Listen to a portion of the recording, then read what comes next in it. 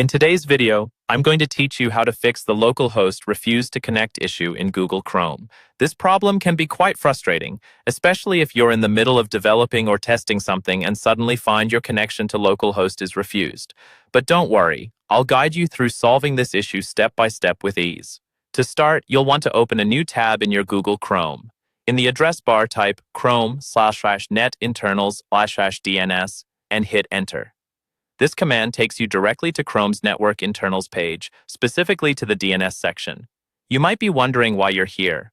Well, clearing the host cache is a useful step when dealing with networking issues like this, because it forces the browser to refetch IP addresses, which can sometimes resolve connectivity problems. Once you're on the DNS page, look for a button that says Clear Host Cache. Go ahead and click on this. By doing this, you're instructing Chrome to erase all the saved entries it has, which can help alleviate any mismatches or incorrect routing that's led to your local host connection not working as intended.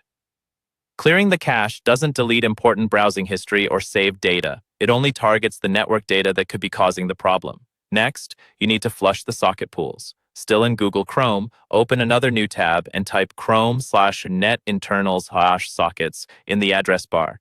This will take you to another part of Chrome's network settings, focusing on sockets. Sockets are essentially endpoints for sending and receiving data. When issues crop up with them, they can cause connectivity problems with localhost. Once you've navigated to the sockets page, locate the button labeled Flush Socket Pools and click it. This action will reset all open sockets, forcing them to close and then reopen, which often resolves any lingering connection issues. Think of this as giving the browser a fresh start with all its connections. In summary, you've cleared the host cache and flushed the socket pools within Chrome's internal settings, two straightforward yet powerful steps that can solve your problem.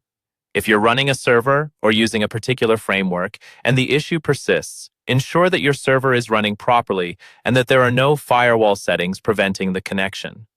You may also want to check if any recent changes were made to your network settings or host file that might be causing the block. By following these instructions, you should now have a functioning localhost connection in Google Chrome. Remember, technical glitches are common when dealing with complex systems, but with the right tools and knowledge, you can address them effectively. Thanks for watching, and if this video helped you out, don't forget to like and subscribe for more tech tips.